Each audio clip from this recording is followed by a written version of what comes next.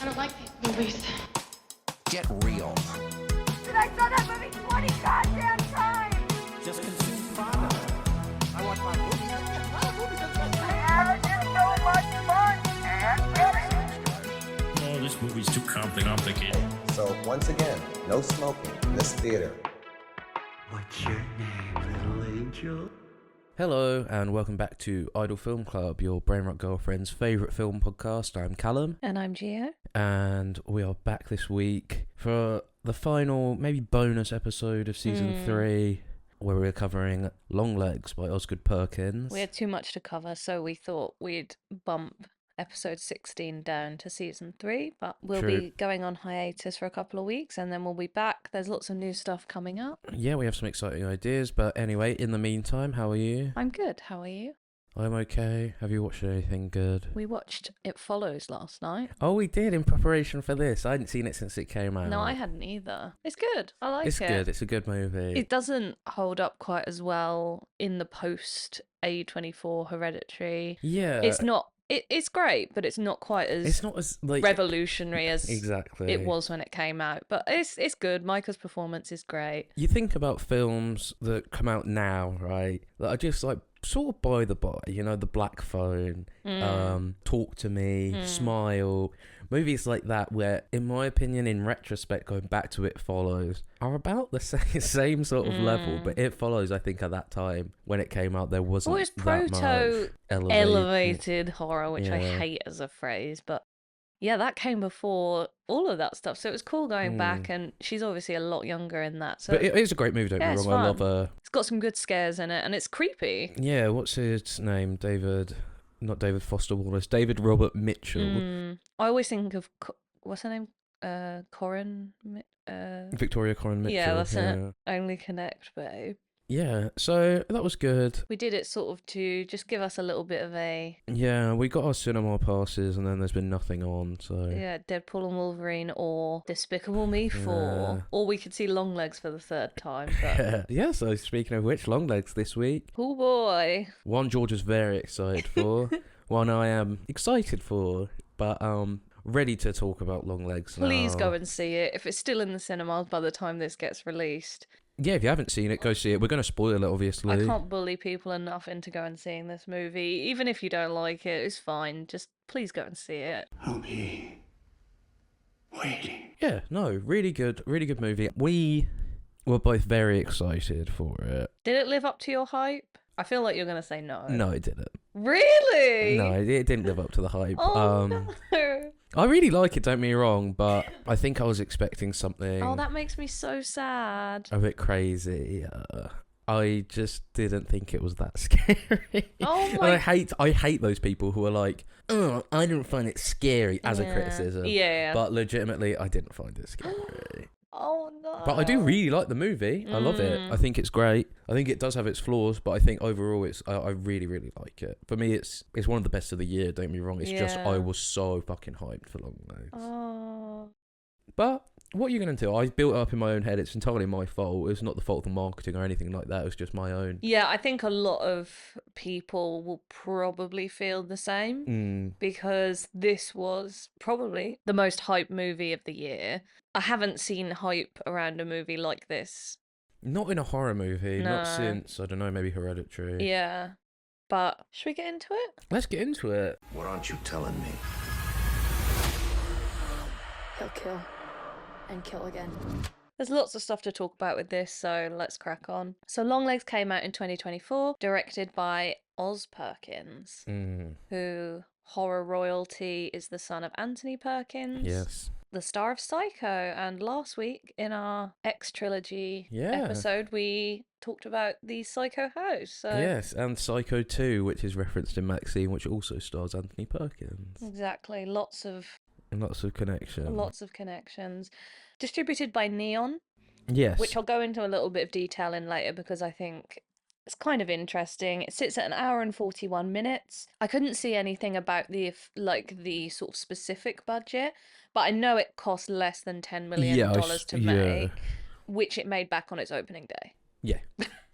So it's a popular movie. yeah, as of what day did I do this research? Friday. It's sat at $73 million at the box office. So this movie's done well, Good, and I'm good. glad. Yeah. A 7.2 on IMDb, an 85% Rotten Tomatoes, and a 77 Metascore. Yeah, it's well received. People like it. I think Oz Perkins has done great work previously, but I'm glad he's finally getting recognition. For sure. And I think, interestingly, just while we're talking about budgets and stuff, watching the press tour and stuff, he knew he had a hit on his hands. And I think he designed it to be that way, because this is by far and away his most successful movie. Yeah, I mean, this is the first Oz Perkins movie I've seen. Right. I haven't seen The Blackcoat's Daughter. I don't think I've seen The Blackcoat's Daughter. I've seen I Am the Pretty Thing That Lives in This House. I haven't seen that. I've I thought seen that was Gretel one and of those Hansel. annoying Netflixy things, so I never watched it. Oh but... no, they're really good movies. I might have seen The Blackcoat's Daughter. That's got Kiernan I feel like you Shipka in it.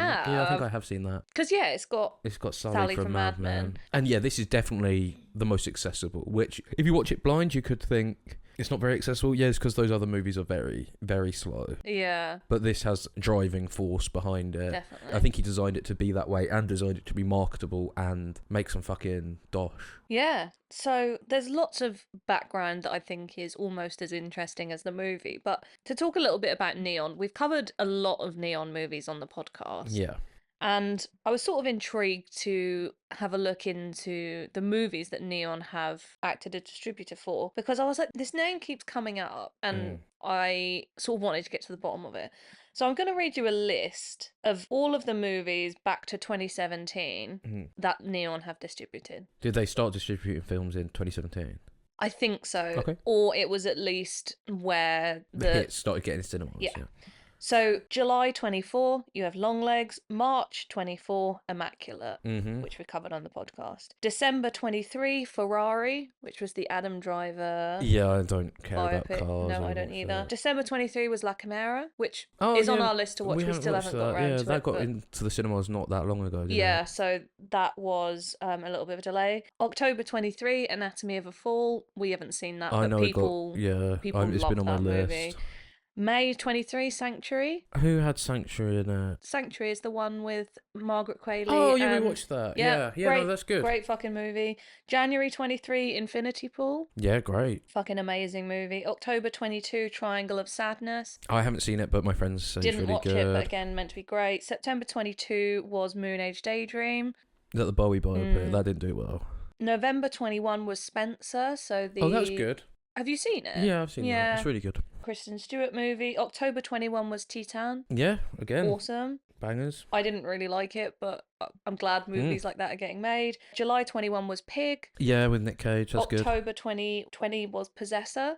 Again, Man, is that the Brandon Cronenberg? it wasn't film? really for me, but Oh great. man, that movie's so good. December 2019, Portrait of a Lady on Fire. Jesus Christ. Which is like one of the best films ever made, period. October 2019, Parasite. Fuck me. May 2018, Revenge. Oh, yeah, The that's really New good. French Extremity. Yeah, that got distributed by Second Sight physically. I know that. So December that's cool. 2017, I, Tonya. Damn. Okay. August 2017, Beach Rats, which you haven't seen, but I've seen. It's a fantastic movie. I recommended it on my MLM recommendations on TikTok. It's a fantastic movie. I love that. And August 2017, to come full circle, Ingrid Goes West. Wow. So, what a fucking rap sheet. Yeah, that is really impressive. When I saw all of those movies listed like that, I was like, Jesus Did you miss some Christ. off, like just odds and sods, or did you just copy and paste? I the think I think maybe I only copy and pasted the ones I knew. Yeah. However, there wasn't many that Yeah. I wasn't aware of. So yeah, list? Really good. mental. Keep up the good work, Neon. Glad to see that. I'm sure our praise, they've just been probably dying to hear it from us. So Yeah.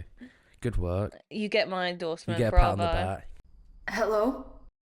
So obviously, funneling in from Neon, we get to the marketing of this movie, which has been pretty special, I think. Yeah, definitely. When I sort of look into it, you'll be surprised to hear that the marketing for this movie was inspired by the Blair Witch Project. No doubt, Yeah. every fucking horror movie since 1999 has been inspired by the Blair Witch However, Project. I think this is probably the first movie where the marketing has lived up to the marketing for the Blair Witch. It's a different time and it's a different sphere of internet culture, and like the Blair Witch Project was obviously just sort of on the cusp of like Yeah, very internet proto culture. internet. So the marketing, obviously, as I'm sure everyone knows at this point, intentionally excluded Nicolas Cage, which, well done. Even putting like black boxes over his face in certain Yeah. clips and stuff. So they released 11 teasers, I think it was. Yeah. The most viral one, a wee bit of viral marketing, you could say.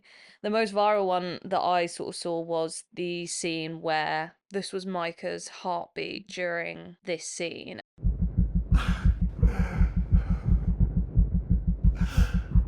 And the black boxes in this scene that you're when she talking first about. sees Nicolas Cage's face. And they still bleep him out, even though the movie had obviously already been released, which I just think the marketing for this is done really so well. And the teasers are genuine teasers and not.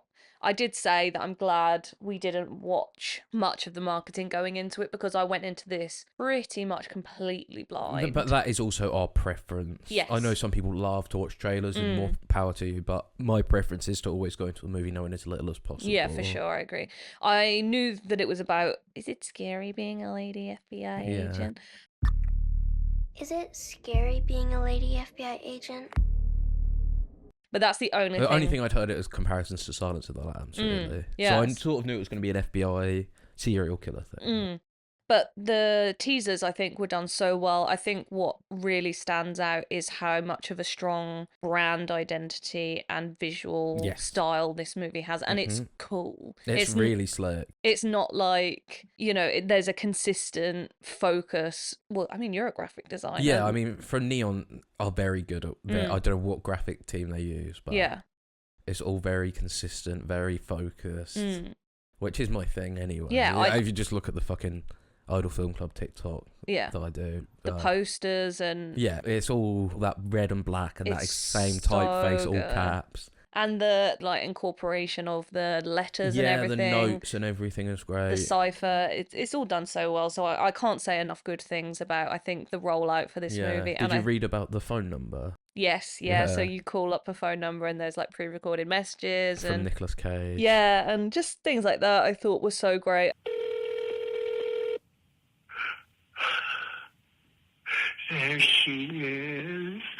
I think it did a good job of sustaining hype as well, because a lot of those, like the Micah's heartbeat thing, was released after the movie came out. Yeah.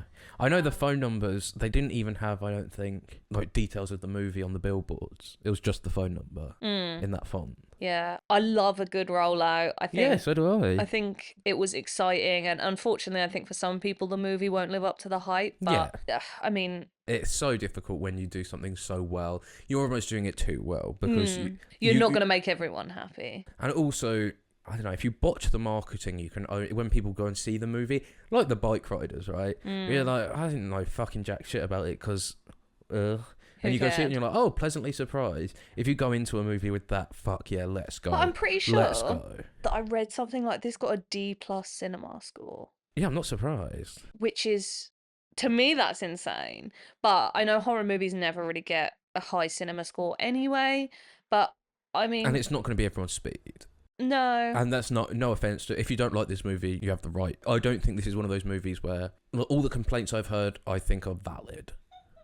You're the opposite, yeah. I literally, this movie, I'm like, when we spoke about Maxine, I'm like, if you don't like it, that's fine. I get it. With this movie, I'm like, watch fucking mouth. Yeah. I think this movie is a masterpiece. I will not have a bad word said about it. Any opinion that disagrees with mine is wrong. Sorry. Even the valid criticisms, I'm not having them. the reveal being explained to you about 4 times in the third act. Yep. That's the thing. That's the thing. I don't care. This movie got me hook, line, and sinker. It is really good, and I think for me, it's mostly down to Michael Monroe's performance. I think it's spectacular, and I don't think I have no criticisms against any of the performances, really. On record, I have not been a Nicolas Cage fan. You have not. I am, and I think he's great in this. I think he is phenomenal. Daddy! I don't have enough good things to say about him. I think he is genuinely terrifying. Yeah. Gosh, I channeled my dad for Dracula, and I channeled my mom for Longlegs. What does that say about my childhood? See, this movie gets me. I think this movie is so scary. See, again, you are as well. I'm never someone who says it's not scary because I think that's stupid. You Like, can't you objectively. No, everyone. People yeah. find different things scary. You know what I mean? Like, people have taste in what they find scary. Mm. Yeah, it's probably easier to scare someone who's into jump scares. Yeah. And like, if you really like those Conjuring movies, again, more power to you. But they're not working that hard to win you over with those movies. Yeah, it's Or, like, making The you Nun. jump. Not the I don't know why I always slug on the Conjuring. I like that first movie. Yeah. But you know the Nun and the Annabelle movies and those. I mean, they're not trying hard to win you over. No, it's just. Whereas something, again, my go-to will always be in this argument the Blair Witch, which I think is just fabulous But it's crazy because I think and terrifying. I think the Blair Witch is so boring. Yeah, again, and this is why you've got to remember there's personal taste when it comes to horror movies. So For people sure. coming out going, wasn't scary. Again, what do you want a medal for not being scared at a But movie? also, I just think eh. when people are like, it's not scary, and I'm like, what do you want? What do you want from a movie? And that's the What thing, is those more people- terrifying than this movie? I don't get it. Those people probably go, no, this is horrible generalisation, but I'm sure a lot of people who didn't find Longlegs scary really enjoyed the fuck out of Brahms the Boy too. Beware his story, one and all. Brahms was never just a doll. And that's fine. But don't say it's not scary. I think, again, had this been a low-key marketing, people would not have gone to see this. No. Because Again, our look at the rest cinema of... was packed. Yeah, it's crazy how popular it was. We saw it on the final of the Euros Day. Yeah, so the Saturday after it got We haven't even released. talked Oh, I about know. this. We went to this on the final of Euros Day. We went to, a 2:00 screening? Yeah. The woman next to me is eating crisps out of like a plastic freezer bag and is like coughing violently next to me, and I'm like, I also had a cough, but I wasn't anywhere near as sisters was that next to yeah, each I wasn't other. anywhere as near as annoying as her. No, it was because you are a cougher, quite a bit. You like a cough, but you Callingly out on you the will go podcast. like that, Yeah. and I'm like, right, that's fine. This it was like she had an asthma pump, so I don't want to be ableist because she probably had asthma, but I have asthma. maybe stop shoveling crisps into your mouth so you don't get little crisp particles in your fucking airwaves. But this And then isn't give your lungs a standing chance for 90 minutes so we can all watch this movie This without isn't hearing you even- dying. the best part of it. No, this is just a preamble to why I'm now slightly pissed off watching this movie. Yeah, we sit down and what is it? Probably about 10 minutes into 20. the movie, 20, when the first jump scare is happening. Yeah, it's These- when Micah's character... Comes outside of her, Yeah, she gets the first letter from Longlegs. and these two boys come in. They definitely weren't old enough to be seeing it. They're probably, like 13, 12 maybe. or 13. And they proceed to come in the room, put the flashlight on their phone. Flashlight. Flashlight. And are Torch, as like, we call it over here. alright. The torch on their phone. Yeah. And are then walking in, speaking at full volume, going, nah, I've heard this movie's bare scary, innit? They were white, by the way, so we're allowed to do this voice. Yeah, because they you- were doing a black voice as well. Yeah. But as many children around the south of England like to Canterbury. do. And then they're like, nah, it's bare scary, innit? Where do we sit? And they've got their flashlight on during the first jump scare of the Yeah. movie. And by the way, packed cinema, every seat taken, in a nice cinema as well. And they're speaking, he's like, have you got my phone, bruv? And speaking at full volume, Yeah, they're bearing in carrying mind. around like 2 plastic bags full of food. And they clearly snuck in. It's very white trash. They clearly snuck into the screening. And I have no problem with sneaking into screenings, really. If you're a kid, you don't have a lot of money and you want to see a film, fuck it, go for it. What you don't do It was is so you don't walk bad. in. You don't walk in 25 minutes into a movie. I've Turn never your seen. phone light on. I've never seen Callum want to murder someone more than. Well, I wanted the minute they sat down. I said to Georgia, "Can I go get the stuff?" And she said, "No, give it a second," because I wanted to snitch instantly. Oh fuck you! I'm trying to watch a movie. It was. I was like, I'm there with you, but I'm like, just see if they sit down and then stop. Yeah, they didn't. And they didn't. They didn't. Yeah, they got kicked out about 5 minutes later. But the woman in front of us took one for the team, went for a wee, and then told the staff. And then Georgia praised her, and it's like I could have been the one worthy of praise. Yeah, well, I said to her, I was like, thank you for doing that because we were just about to go and do Yeah, it. yeah. Because it wasn't the kind of thing where, like, controversial opinion, but we're sort of fine with, like, if you want to whisper to the person next to you and you're not being loud, fine. It's kind of more fun to watch movies that way, I think. Yeah, it depends on the movie, but yeah, But- no, we are. Yeah, if you want to sit at the back, right at the back, because there's, especially in our cinema, there's like 3 seats right at the back. Yeah. Where Which you're not we in anyone's, often which sit we in. often sit in, yeah, because if you want to make notes or something, the Yeah, we phone don't want to brightness, disrupt other if you go people. right in the corner, then you're not in anyone's even peripheral. Yeah, for sure. I'm Um, fine with that, but don't come into a cinema and talk at full No, volume. it's really rude. Um, So PSA, don't do that. Yeah. If those little kids are listening, do better, please, oh, please do better. because you Please can't learn do that. from your mistakes.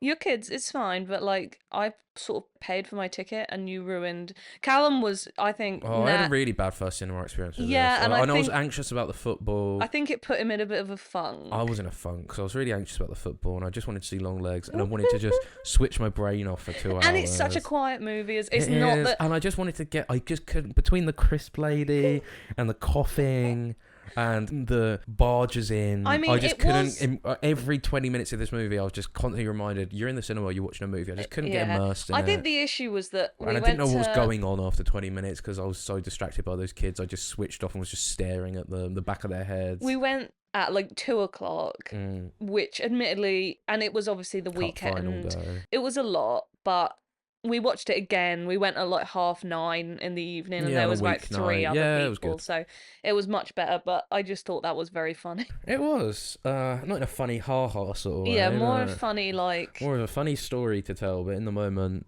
Callum was I was about to. I was about to become long leg. Yeah, literally.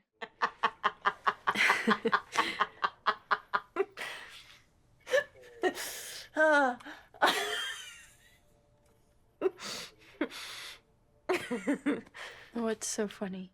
Shall we do a plot rundown? Go for it. Mummy! Long legs. Right. The film opens in the 1970s where we see a young girl with a Polaroid camera follow an odd high-pitched voice as there is a car parked in her front garden.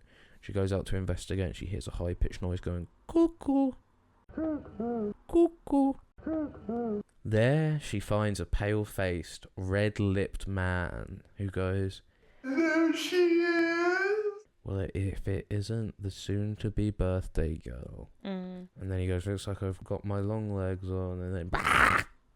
Scary opening credits over some T-Rex. Dun, dun, dun, dun. Really good Awesome. opening. Really good title sequence. But that's the thing. Boom, you're on board. Sold. Within 3 minutes, I was hooked. I was like, whatever this movie is going to be, I'm Yeah. there. I'm ready. I was so right at that point. I was Yeah. so on board. So then we flash forward to the 1990s where Agent Lee Harker, we're going to refer to her as either Lee or Harker in my notes. So if you hear Lee or Harker, it's Agent Lee Harker. She's put on a case with her partner and they're investigating a string of murder-suicides. Murder-homicides, that is The same thing. the same thing. They're assigned to knock on doors and try and get witnesses or information, but before they can even begin, Lee has a clairvoyance-like hunch that the wanted man is in the house that they pull up right next to. She wants to call it in, but her partner insists that they can't call in a blind hunch as it's their first day door knocking. I love the passive way that he's kind of patronizing Yeah, towards her. But again, It's valid, Yeah, but yeah. it is a bit. He's right to be incredulous, but it's also it does feel a little bit. also the police chief at the start goes like, oh, the job no adults want to do. So they Yeah. are put on a duty which is like, oh, fuck's sake. Like, it's almost like just clutching at fucking straws. Yeah, for sure. So I imagine he's frustrated already, and then when she wants to call it in, it's like, oh, for fuck's sake. Yeah, for sure. However, he tries to placate Harker by going to check out the house. So he knocks on the door and he gets shot dead. Bang. Great. Yes. Very good jump scare. So good. And you sort of, in the back of your Yeah, mind, yeah. you're like, she might be right. Yeah. And then it but happens. then you think it's long legs or something. That's Yeah, what I I thought. will say this movie. I don't think you can watch it once. No, it yeah. is too There's too abstract. many things going for on. sure. I do agree with that. Harker then goes into the house and arrests the murderer. Mm-hmm. Don't move.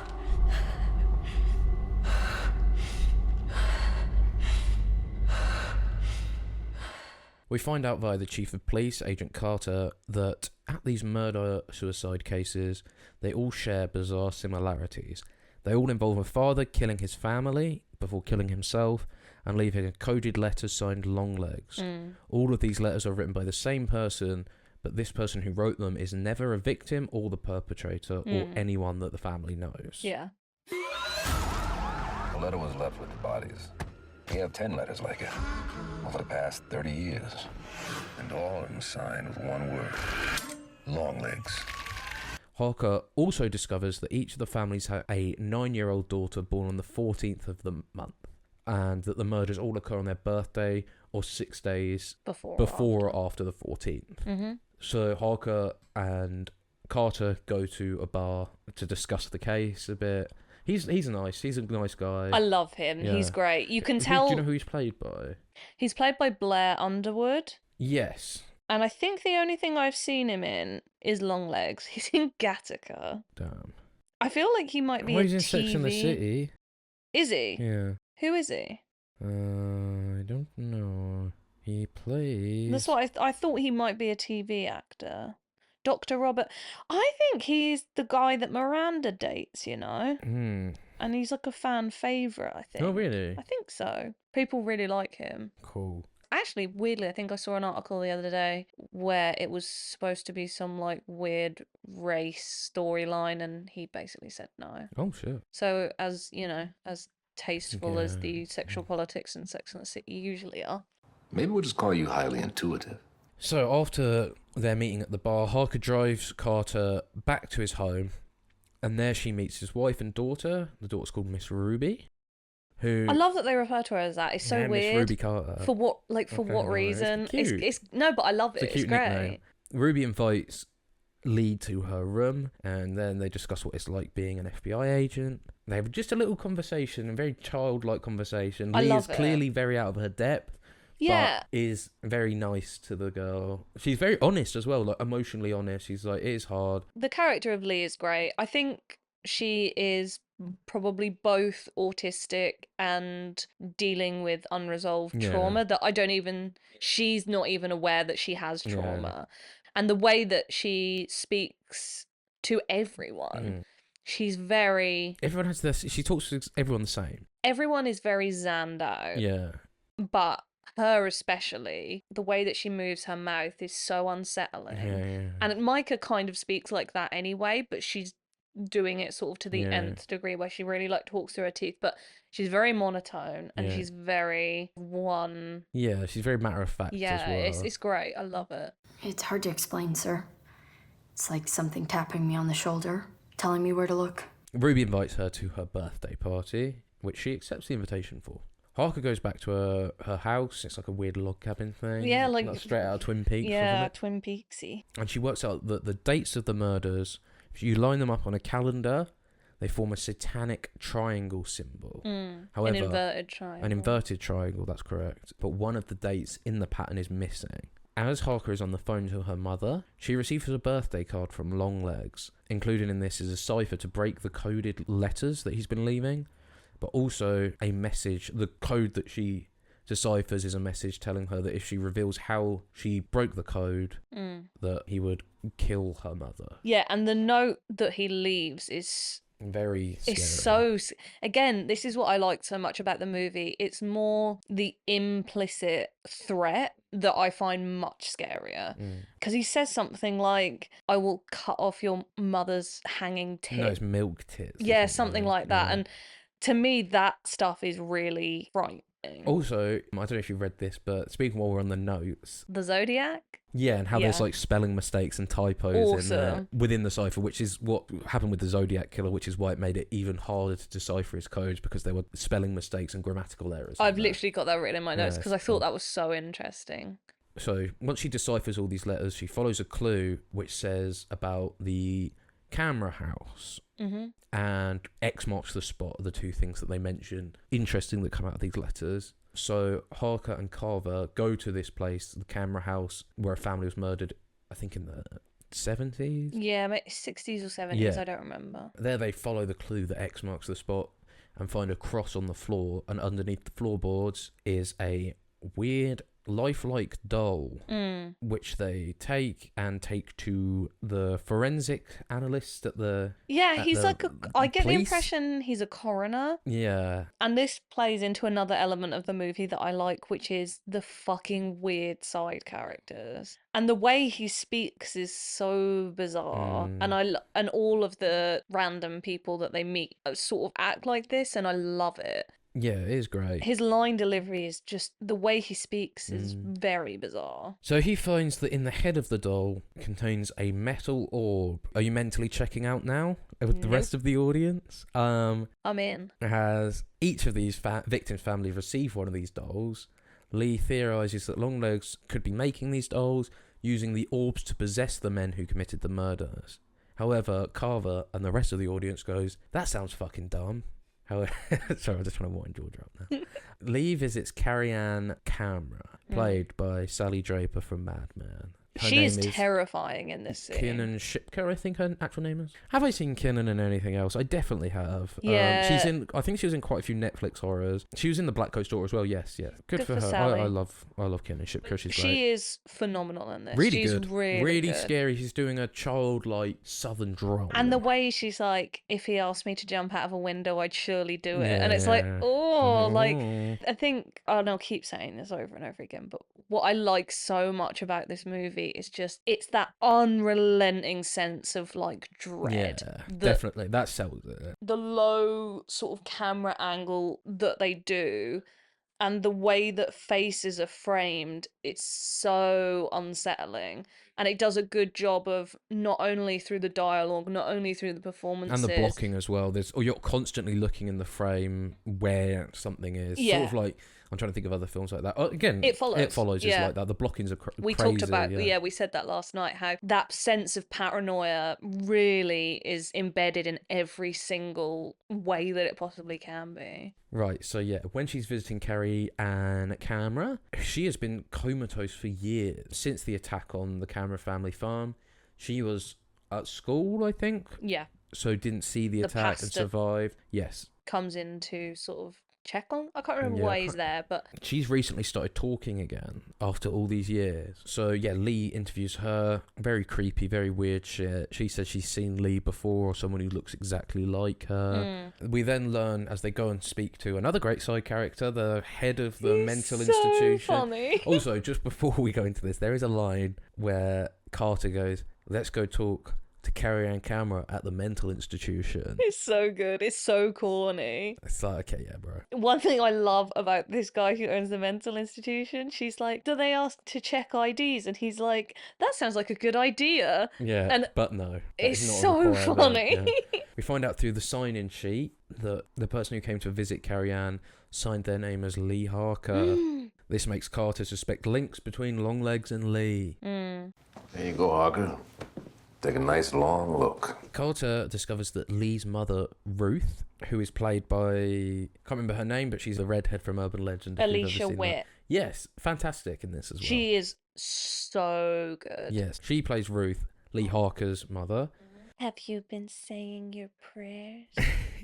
Will you tell me the honest truth about something? I'll try. Do you still say your prayers? No, Mom. I never said my prayers, never once. They scared me. And we find out that Ruth filed a police report of an intruder on Lee Harker's 9th birthday. So Carter makes Lee go visit her mother to find out some more. At her childhood home, Lee finds a Polaroid she took of the intruder. I think it's also worth mentioning at this point that you can safely deduce, based on what's happened before, that Lee already can sense that something's wrong, because Longlegs mentions her mother in the note and threatens to kill her mother. So she is sort of playing along in the procedural sense, but she knows a lot more than everyone else at this point. As she realises, I think she's wrapped up in this entire thing. Yeah, for sure. Yeah, she finds a Polaroid that she took of the intruder, and using this photograph, the police find and arrest Longlegs, who is at a bus stop. I'm skipping over a scene with Longlegs, which we can get into later. Yeah. This plot is basically covering the Lee Harker plot. We see through interrogation footage that Longlegs has spent 24 minutes, in fact, singing Happy Birthday to Lee Harker. See, that to me, that's terrifying. Yeah. You hear just a snippet of the singing of Happy Birthday, and then the other sort of main FBI agent Yes. is like, and it goes on like that for some time. And Lee says, how long does it go on for? And she says, 24 minutes. Yeah. And the thought of that, Yeah. for me, is like so unsettling. Yeah. And when they freeze Yeah. the TV, the facial expression that he has is so frightening as well. It It's really is. so good. And it's just always in the back of the frame when they're sort of having their little debrief. It's so good. I won't only be in here. I'll be a little bit of everywhere. So Lee goes into the interrogation room to find out more from Longlegs, as she thinks he has an accomplice, as the day that he got arrested is the day that is missing from the inverted triangle. Right. So she's like, if he's got an accomplice, something's going to happen today. So we need to get to the bottom of it. He talks to her in very cryptic ways, telling her of his work that he's doing. He says, the work I do is immaculate. We get dirty as we clean, like a mop or like a rag. It's kind of like a Taxi Driver. Yeah. Someday a real rain will come and wash all the scum off the streets. He then says that he serves only the man downstairs, that she should talk to her mother about an accomplice, or talk to your mummy. And then he says, "Hail Satan," and smashes his head to pieces, and his nose is hanging off. That image Yeah. is like haunting to me. Like, I could not stop thinking about that for like a week straight. Yeah. It's horrible. It is pretty grim. You could have played nice with me, but you didn't. After this, an agent we mentioned earlier, I can't remember her name, she drives Lee to her childhood home, to Ruth's house. She goes inside, and while looking around, she sees her mother, Ruth, outside with a gun, and she kills the agent in the car. She shoots her dead. Lee Harker runs outside, and her mother then destroys a doll resembling a young Lee, which leads to her falling unconscious, and the doll having smoke, mystical, magical smoke come out of its head. Yeah, make of that what you will. As Ruth wakes up in the basement of Ruth's house, and we learn that Longlegs has been living in the Harker's basement, and that Ruth has been an accomplice all along, due to Longlegs giving her an ultimatum between killing Lee or serving him. I can't remember, what did he say? The crimson or the clover? Crimson or clover, that's it. On her 9th birthday, he could either kill Lee at 9 years old, or she could serve him and bow down. Bow way down. All the way to the dirt. All the way down. So yeah, then we learn through a lot that, well, this is all while Lee is unconscious, by the way. We learn Longlegs created satanic dolls, and Ruth, dressed as a nun, would give the dolls as gifts to family, saying they're from the church, and the dolls were possessed by the devil, or had the devil in their brain, or had Longlegs in their brain, and it caused them to kill each other. However, Lee's doll that gets destroyed causes her to block out memories of Longlegs. I'm not or really give her sure. Psychic abilities. I don't know how the mechanics of Somehow this it's work. explained really in detail, and you still don't really know what's going on. Lee awakens in the basement, and she hears a demonic voice over the phone tell her to not forget about Ruby Carter's 9th birthday party. That voice as well is horrible. Yeah, it's Who is horrible. it coming from? I don't know, the devil? Yeah. Lee rushes to try and save them, but she finds them already possessed as Ruth is there. She's delivered the doll. Carter kills his wife, and then he comes out to try and kill... There is also a great moment in this where he says, "Oh, I'll go get something to cut the cake," and the wife just goes like... Oh, I find this whole scene so sad. It's very... Ugh. It's so nasty. It is. So yeah, Carter kills his wife, comes out to try and kill Ruby. Lee shoots Carter, and she's out of rounds, so can't destroy the doll. This is not before shooting her mother, by the way. Oh yeah, shoots her mother as well. In the head. In the head. Harker tries to get Ruby to leave, but she is unable to stop staring at the doll. The film ends with Longlegs back in his interrogation room, declaring, "Hail Satan." And the movie ends. Lovely movie. One for the whole family to watch, I think. Nan would love this. Little babies would love it. Everyone would love it. the people who are, you know, war vets. One for the whole family. 4 tickets to Longlegs, please. I really do like Longlegs. I think it's great, and I know I've been memeing on it. There are certain aspects of it where I don't like it, but I don't want to talk about that. Let's talk about how fucking good it is. I mean, I said in my Letterboxd review, I think you'll be hard pressed to find a movie that I like more than this decade. I love this movie. I get that the doll stuff is silly. Yeah, but go into what you like about it. Yeah, I mean, for me, it's that suspension of disbelief where, the dolls are possessed by Satan. Who cares? Yeah. The pure evil that is Satan and the pure evil that is Longlegs is just able to. Yeah, it's in the dolls. It's in their brains. It's in the little orb that's in their brains. Who cares? Who cares? That's not the point. The point is the nature of evil and how people can be corrupted and warped. Yes, And I think that's a great theme of it. yeah. I saw a beast rise up out of the sea with 7 heads and 10 horns. And on his horns he wore 10 crowns. And on each head was written a blasphemous name. I think her mother sort of ultimately doing what she thought was right. And the scene where the mum is sort of telling Lee, it's an exposition dump, but for me it's done well, so I don't give a fuck. And she's like, no one came to visit us, no one cared. Yeah. And it's that sense of like pure isolation and Which religions, satanic or not, Yeah. cling to those sort of people. Exactly. And I think the fear of hell is so real for a lot of Catholics. That sort of fear. I've spoken to a lot of people growing up about religion, obviously, but when you meet someone who genuinely believes in hell, Yeah. the fear that they exhibit is like nothing else. If you truly believe that you can make a mistake and that's where you're going to end up, it's horrible. You know what I mean? You do anything to avoid eternal damnation and twisting, she says. And Yeah, and I also think that when you see the scene of Longlegs like giving her the ultimatum, it's terrifying. it is really terrifying. I think the serial killer aspect of this is done so well, and it's done in such a way that's so visceral. Like, it's literally like, what, 5 seconds that you see? But he's got her like in the living room. Yeah. Yeah, if that was me and he was threatening to kill my child, Yeah. I'd probably do it. And I think the unrelenting paranoia, and I think Longlegs is so anarchic. The Satanism aspect of this, I think, is done so well. Yeah. And I think as someone who's not religious, sometimes religious horror works really well for me, and sometimes I just don't make that connection.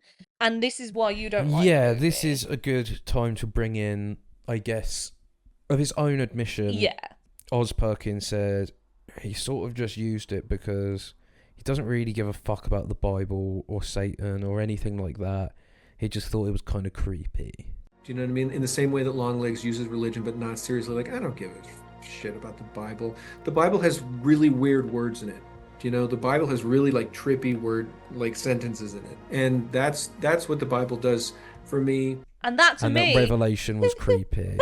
that's how I view. And That's it's like, how I yeah, view you it. can read Revelation, and yeah, there's 7-headed monsters and stuff. And yeah, it's scary, and the words are creepy, and I think he says, it's like a bit trippy, and I'm like, yeah, dude, I guess.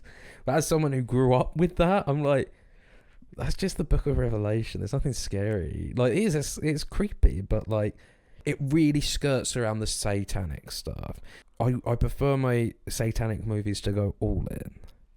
And you can say Hail Satan, but it doesn't resonate with me when I don't believe that these characters reject Christ, or like, I don't know. I feel it's like really difficult. you prefer more like 70s. Oh, 100%. This is not that movie. With this, it's much more anarchic, much more. But I think I guess there's dolls. I guess there's this. There's no real, and like I think the dolls.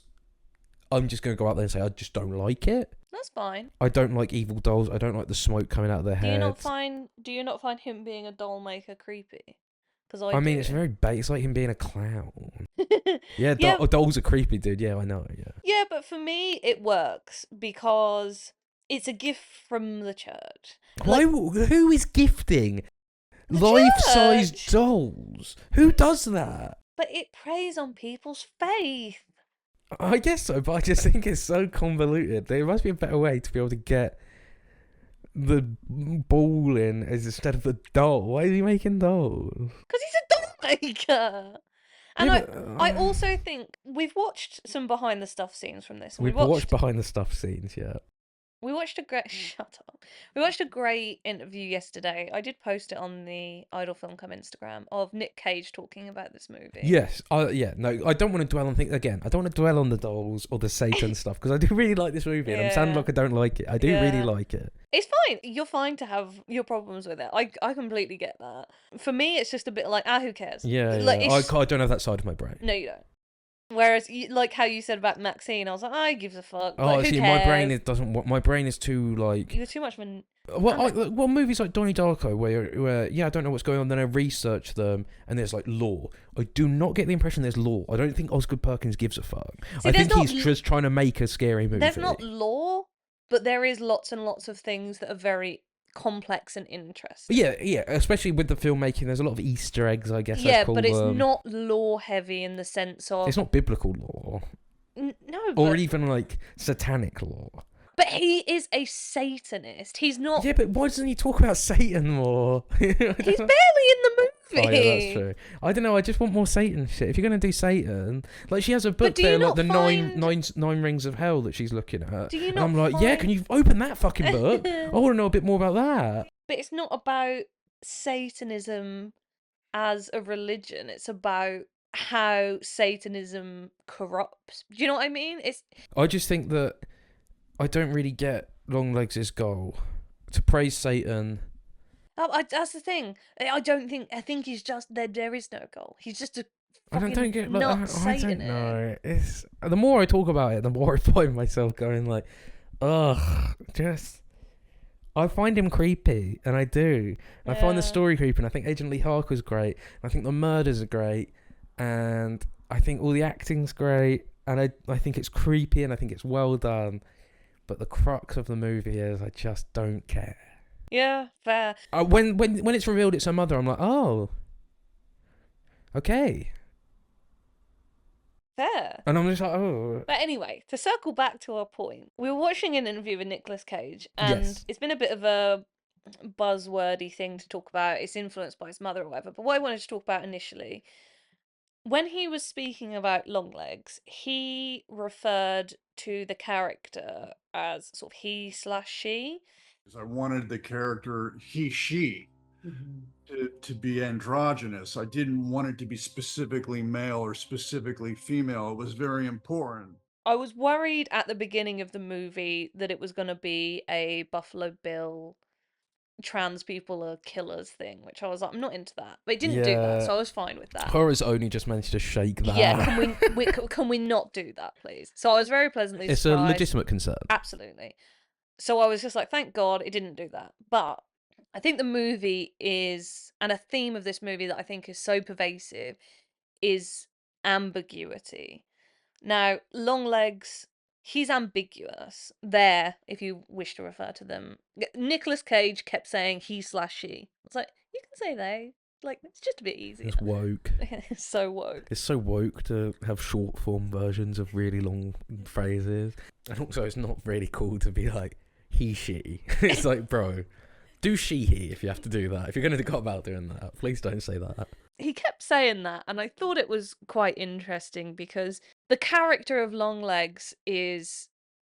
He's a doll maker, which is just like weird. It is weird, and it is creepy now you say it. But it's the horrible, like, botched surgery, because the T-Rex thing is obviously... Yeah, you've got to look at it through the veil of this man is obsessed with, like... Glam rock. Yeah. And, like, Lou Reed and all those... Sexually like, ambiguous. Bowie, Yeah. Mark Bolan, is it? Mark from Bolan, yeah. T-Rex. All these people of the 70s who were... It was cool to... Not cool stuff, but cool. It was cool of the time to...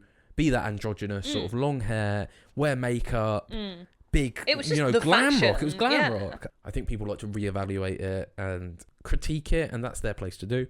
But it was never about gender identity. No, it was just fashion. It was fashion more than that. Bowie as well. Bowie was never claim to be anything other than a man. Yeah, yeah. And a lot of those people do. No, none of those people ever really came out as trans in later life. But it's cool that it's just the setting of the movie. He comes from like the 70s, and she's very much like, obviously she was born then, but he was an adult during that time. He's an old guy. Yeah, and so he feels very reminiscent of sort of that era, and like there's loads of music and lyrics from T-Rex songs sort of in the movie, and I just think that the whole movie is just like, why, and you can run yourself in circles. Yeah, of course. Harker's telepathy or whatever is never explained. You identified a suspect's house. No prior knowledge, no real indication that it was any way different than all the cookie cutters all around it. And that's what I like so much about the movie, is the ambiguity is never like, it just is. Which is why I would so be on board, and I completely agree with what you're saying, and I will go back to the dolls. But you know when like the smoke comes and it's like the metal orb, if it was just the fact the dolls are cursed, I'd be on board.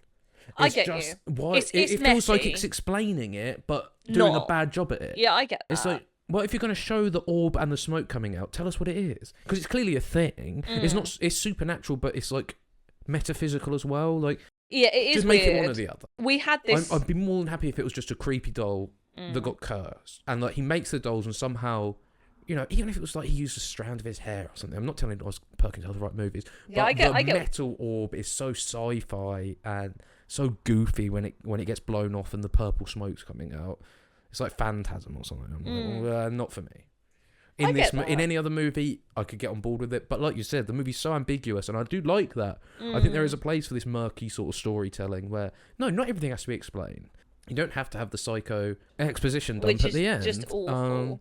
But I think the exposition is delivered in a way that, for me, is just satisfying enough. It doesn't ring alarm bells in my head, but I think that's because I was wholeheartedly on board for this movie. And I do agree with you, but I just feel like they explain the Ruth plot about 3 times. Longlegs says it's her mum, and then she goes back and her mum admits it, and then she gets unconscious and we learn how and it's just like, oh man, roll this into one. Oh, it's so funny. You're right. No, our prayers don't help us. Prayers don't do a goddamn thing.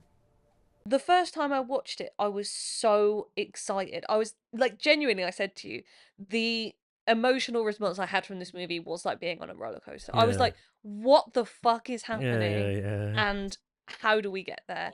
I was on board for literally anything. And the second time I watched it, I literally, as soon as we finished, I was like, I have to go and see this again. Like, straight away. And we went within a few days, and I liked it even more the second time I saw it, because I feel like that with Fight Club, where I'm like, once you know the twist, it's sort of... no, it's a fun movie to watch a second time around. I'll say that. Yeah, no, definitely. You know what you're getting yourself in for? Yeah, and like, A, I just think the visuals are haunting. And B, the pervasive use of the fucking horn ram. The satanic goat or whatever. Yeah.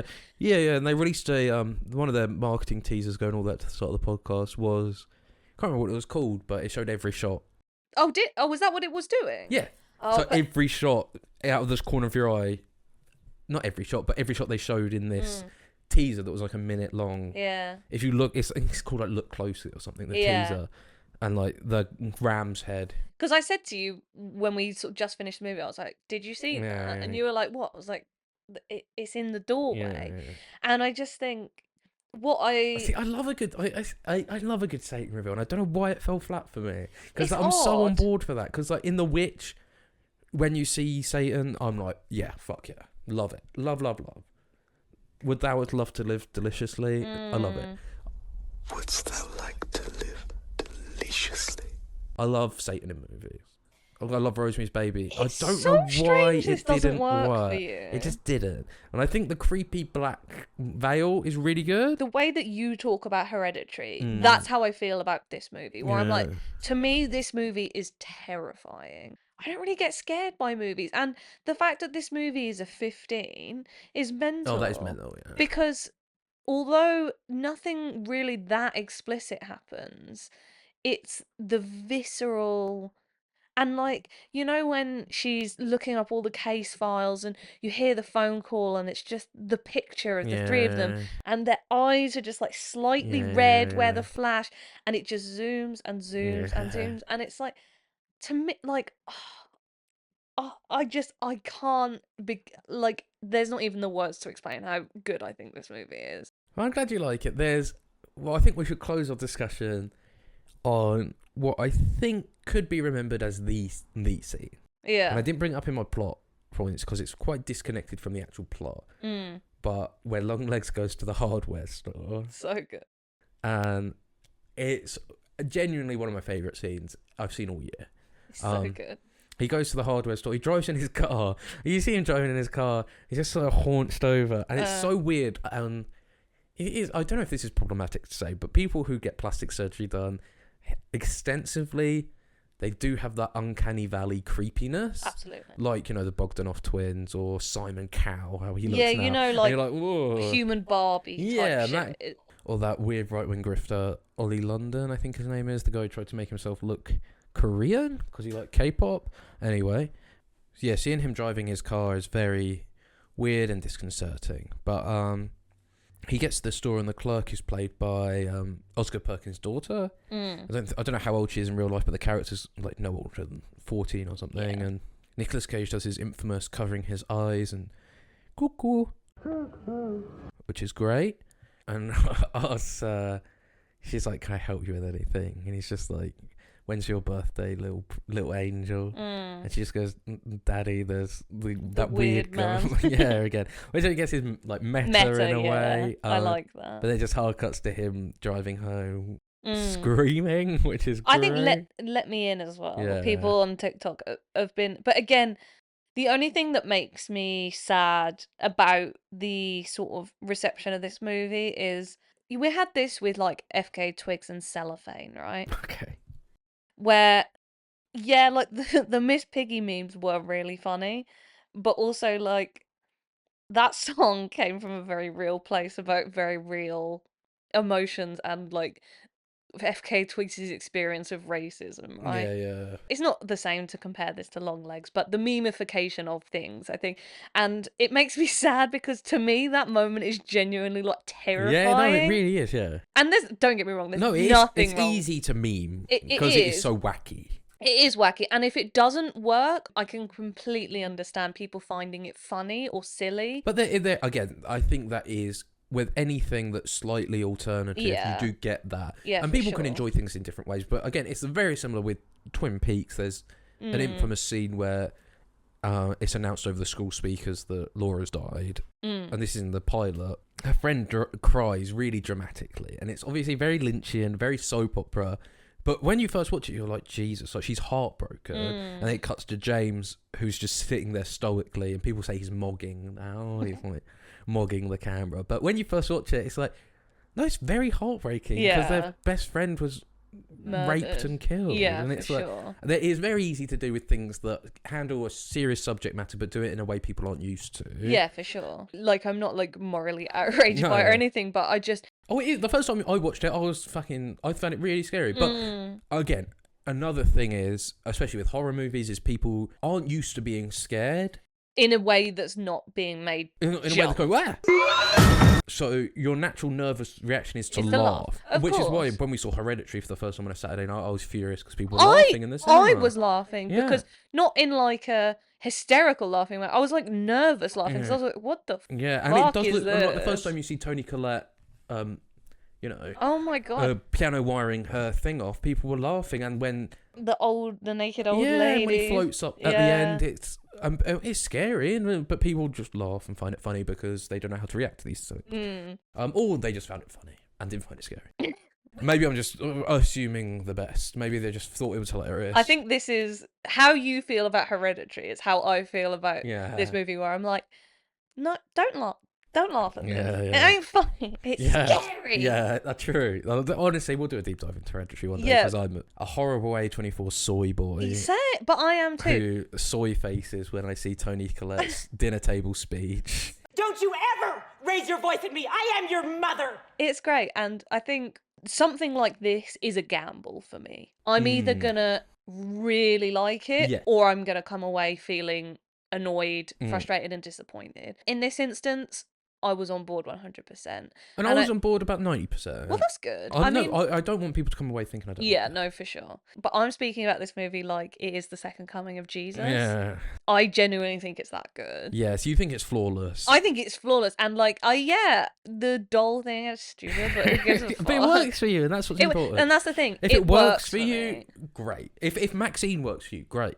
If you like, because it's just not to my taste. That's all it Yeah. is, and it's not to my personal life experience. Obviously, I've spoken at least once when we talked about Bad Lieutenant 2. I'm not sure if it's come up before that, but we had this discussion last night, and I'm not anti Nicolas Cage by any means. I am anti the horrible 2000s Coke Nicolas Cage, where it was just like everything was just dialed up to 1,000,000, and it was so just annoying. And Yeah. but within this movie, I think the weird botched plastic surgery thing helps so much Yeah. because you know that it is Nicolas Cage, but I wasn't acutely aware of the fact that it was Nicolas Cage. No, he's not doing a Cage. He's not doing a thing. Nick Cage thing, and I think he is genuinely so disconcerting in this movie, and I can see it in his eyes. Yeah.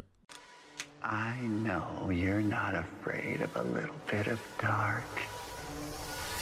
Because you are the dark. The fact that I was able to completely forget about the fact that it was Nick Cage Yeah. was pleasantly surprising to me. I've always had the utmost respect for Nick Cage, merely because he avoided. I mean, his name is Nicholas Coppola. Like, he's a Coppola, and he rejected that in the same way as like Emilio Estevez rejected the Sheen name and made something off the back of his own. I mean, Yeah. I'm sure it helped that he was fucking Francis Ford Coppola's nephew, but he didn't advertise. I him didn't that even way. know that until you Yeah. told me it the other day. So I have a lot of respect for that, and I think given the right material, you can get a fucking phenomenal Nick Cage performance. Because Mandy's great. Mandy I love didn't- Lord of War. I yeah, love Mandy didn't Wild at really Heart. work for me the first time I saw it, but my tastes have changed quite a lot since I watched it. So we are going to go back and review that. But I did see that apparently it was between Nick Cage and Brad Pitt. I saw that, and I cannot imagine Brad Pitt. I'm so glad that it didn't go to Brad Pitt. Yeah, he's as problematic as it is. as well. Yeah, no. I mean, I'm sure Nicolas Cage Yeah. has never done anything wrong in his life. No, of course not. But I mean, even that interview, I would very, very, very much recommend talking about it because he talks about, in a very honest and genuine way, how his life and his trauma has sort of informed, this role and his depiction of Longlegs. Well, that's interesting that you should say that because this is about my mom for me. Because as soon as I read the Longlegs character, I could hear her voice. In the same way, I watched the Jacob Elordi Hot Ones Yeah. when we were doing the Austin Butler sort of coverage, and he was saying about how a villain doesn't think that they're a villain, Yes. and if you go into playing a villainous role like that, It's going to come off pantomime, isn't it? yeah, To play a villain well, you have to the character has to believe that what he's doing is ultimately good, even though within the context of the narrative, it's the antagonist and it's on the wrong side. you have compassion for or the actor has compassion for these characters when playing them. And he was talking about sort of how, his mum influenced the role, and Yeah, he does an impression of his mother, which is very similar to very, the very Longlegs similar. voice. I can't say enough good things about Nick Cage. And I just started hearing my mother's voice and like going through the rhythms and there she is. She used to say to me, "You look just like a little bird when you were born." And I was like, yeah, that's Longlegs. And I do want to talk a bit about Micah. Yeah, I was just going to say we need to talk about she- Michael Monroe. She's amazing. She has gone from being very, very, very far in my radar. Yeah. Like, I'm now disgustingly obsessed with her. Yeah, she is great. Lee Harker is gonna be. I think for me, she is my, like, Clarice. Like, I just find her incredibly relatable. and competent and smart, and I fucking love it. She is like, the police procedural thing is done a lot better in this than it is in Yeah. Maxine, that's for sure. Oh yeah. I actually wanted to be an actress. That messes up kids. So they say. But I like you said, she's competent. They put her through a lot, but she doesn't feel like a victim in the classic sense of the final girl horror victim. And she plays it very well. She's clearly got such a good knowledge of horror movies. She's more in line with, I would say, Danny from Midsummer, that kind of... Yeah. I was so very sorry to hear about your loss. Oh. When we talked about Immaculate, we said about sort of Sydney Sweeney, and Bless her. I have no problem with Sydney Sweeney. I like Sydney Sweeney, but the whole horror thing felt a little Phony. It ain't phony with Micah. No, yeah. We've watched interviews about her rating Final Girls styles and stuff, and she clearly knows her shit. Yeah, she really does. Which is and- refreshing. Yeah. Ellen Ripley from Alien is, I think it has to be my number one, because I'm obsessed with the jumpsuits in this. And even that one video, they did a letterbox influences Yeah, yeah. for the movie, and Osgood Perkins was talking about, well, yes, obviously it's Seven, yes, obviously it's Silence of the Lambs, but those weren't my points of reference. He talked about My Own Private Idaho and Possession. and he Possession talked and things about. like that, which I thought brought a more of a nuanced and interesting spin. Yeah, it's a good way to look at the movie. For sure. What Isabella Gianni does, and Isabella Gianni's performance is one of my favorite horror performances. She doesn't go halfway. Horror movies aren't my favourite kind of movies, so it's not surprising that this worked so well for me. I love Seven. Yeah. I love Silence of the Lambs. I really, really enjoy serial killer Yeah. horror. I don't really find supernatural horror very scary. I don't have any connection really to religion. I don't find religion particularly scary. But in this sense, it's not religion. It's like anti-religion. Yeah, and it's the Satanism. It's the effects that can have yeah, on it's- someone with that disposition. For sure. It's like almost like second generational Yeah. divide between, yes, you have to be somewhat religious to believe in Yeah. Satan, because it's sort of an inherently... See, this is, for me, obviously, like, the religion in Maxine was so farcical that... Oh, yeah. But this does Satanic Panic for me very well. Yes, and I... Whereas that underlying, it could be your next door neighbour sort Yeah. of shit. Whereas it's not like, I'm in the Hollywood Hills sacrificing Yeah, I mean, that- actresses. Like, no, I'm not trying to compare the two. No. It's unfair. I prefer this side of Satanism than the other. I agree. I just wish it... it should work. All the pieces are there. I don't know why it isn't Yeah. fitting for me, but it's just not. That's fair. I mean, I feel sad for you purely because I know I don't you think were so... about you at all. I was so excited. I know you were probably more excited to see this than I was. I think give it a few years. I did the same with Midsummer, where I was because I loved Hereditary so much. I got myself so in a fucking tiz about about it, yeah. Midsummer, and then I saw it and I was like, oh, that's alright. Yeah. I'm saying with Once Upon a Time in Hollywood, I do this a lot, where I get bigged up about movies and I watch them a few years later after giving them some room, and I'm like, fuck me, that's good. I think because I liked Hereditary, but it didn't all work for me. I'm not a fan of it was all a cult twist. I would go so far as say I hate that. Yeah.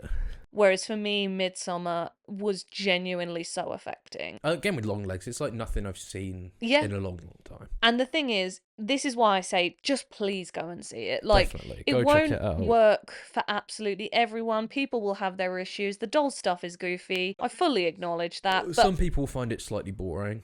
see, you said that to me, and I don't understand that. There's too much talking for most people. I think most people will check out about an hour in, and they'll be like, "Where's Long Legs? Why is Long Legs not here? I Why are also all these people love just the talking?" long Oh yeah, so do I. the long I love all the monologues. investigating as well. Yeah, I think it's and great. the mum, when she's just like on the phone and it's like everything just pauses Yeah. like for just like 3 seconds too long, and it does such a good job of just that unrelenting creepiness. I think Nick Cage will go down as the best serial killer. Wow. Not the best, but he One will of go them. down in the serial killer movie TV Hall of Fame. So, go see Long Legs. You've got our thumbs up, 2 thumbs up from Georgia, 1 thumb up, 1 thumb up mouse from me. Speaking of serial killers and actors, I've got a quiz. It's gonna be quick fire. Quick fire. Quick fire quiz. I'm not reading out entire descriptors. I'm not giving you impossible years to decipher. Go. These are okay. I'll do my preamble if you don't mind. Yeah, I meant go with your preamble. These are actors I'm going to give you who Okay. have all portrayed serial killers, Ooh. much like Nicolas Cage in Longlegs. And you need to tell me what movie they portrayed a serial killer in. Okay. So these are all movies, not TV. These are all movies, not TV. Fabulous. Number 1, I'm going to give you this as 8. Okay. Anthony Perkins. Psycho. Well done. Number Sorry, 1. you off said the Anthony bat. Hopkins, and I was like, Yes, the father of good old Oz, good old Supreme Cap See, again, wearing Oz. Nepo baby. I don't give a fuck if you're a Nepo Yeah, baby same as with long Brandon- as you're talented. Same with Brandon Cronenberg. I feel Yeah, that way. I'm like, yeah. go for it, mate. Possessor didn't really work for me, but Infinity it was Pool. fucking... Was that Cronenberg? Yeah, Brandon Cronenberg did Possessor. And Infinity Pool. Yeah. Yeah. But Infinity Pool was great. Number 2, Woody Harrelson. Natural Born Killers. Yes, well Fuck yeah, done. with Juliette Lewis. Yeah, do you know their names? Oh, no, but as soon as you say them, what are their names? Mickey and Mallory. That's it. Knox, isn't it? Yes. Yeah. Love that movie. It's great. Number 3, Elijah Wood. Maniac. Yes, well done. You know who plays the original Maniac? I know, let me have a look quick. The Maniac loves you. The Maniac loves you. Joe Spinell, who played supporting roles in The Godfather, Rocky, Taxi Driver, and Cruising. Yeah, I was going to say, that name rings a bell, but that would make sense because I've seen all of those movies. Well done. Number 4, Matt Dillon. The House That Jack Built. Yeah, you're quick on these, man. Yeah, great film. I love that movie. I still haven't watched it yet. Wait, did we not watch it together? You haven't watched House of Jack No, I Built? haven't. Oh, Madon. Oh, we need to cover that on the pod. That needs to be a pod cover. I know you hate Von Trier. Yeah. But, there's a lot to talk about in that movie. It's much better than Longlegs. Don't you fucking start. Number 5. It understands the Bible and Satan. Number 5, Kevin Spacey. 7. No, that was the boys' dressing room.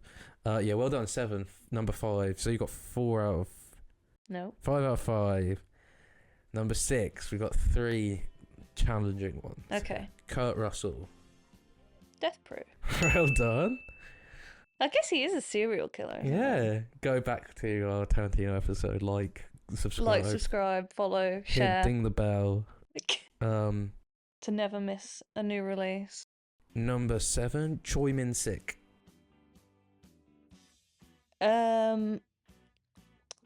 Is it the guy from Old Boy? It is, yeah. Which one? The handsome one or the dad? The dad. Is he a serial killer? No, it's not Old Boy. Choi Min Sik is in Old Boy. Oh, House of the Devil.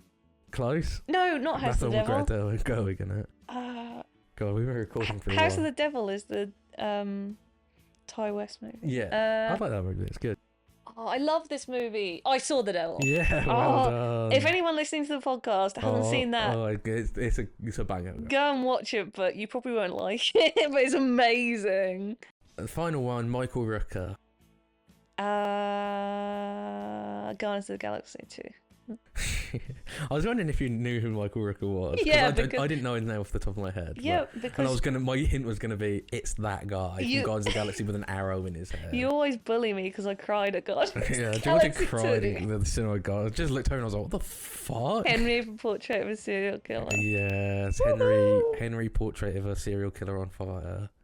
What? An 8 out of 8. 8 for 8. No hints, no nothing. Smashed it. Well done. We've got 6% on my battery, so I was Oh, you're steaming through them. Yeah. Well, we hope you enjoyed our episode on Longlegs, and we hope you enjoyed this season as well. Yeah, I feel like this is a difficult one for me to talk about because my brain is just like, oh my god, this, and this. I loved this movie. Please go and check it out. And I will get my revenge when I make Georgia cover the Blair Witch Project when Second Sight release the definitive cut. But yeah, so we hope you enjoyed this season. Thank you so much for listening as always. Yes, thank you for listening. Go check out our YouTube and Spotify and all that. Follow us on Instagram and TikTok. Yeah, I'll be posting during our hiatus opinions of films that we watch. Yes. As I said, we're covering the Alien movies in anticipation for Alien Romulus. Alan Romulus. Alan Romulus. So yeah, it's gonna be good. If you have any films that you want us to cover or you think we'd like, do hit us up on Instagram. Or send us in the comments, leave us a little comment. Yeah, or send us money in a postcard. Oh, that would be cool. With recommendations, £50 per recommendation. Yeah. That'd be great. We may be doing some bonus content. Yeah, we'll get some coming people up, on. so yeah, have little chats about movies and stuff, little short ones maybe. So yeah, keep an eye out. We'll be back soon. Soon. Have Hold a on to great your hat. week. See you later. Goodbye. Ta-ra. I don't like these movies. Get real. Did I saw that movie 20 goddamn times? Just consume fun. I watch my movies. Yeah, my movies are just I haven't so much fun. And really? No, this movie's too complicated. So once again, no smoking in this theater. Cuckoo.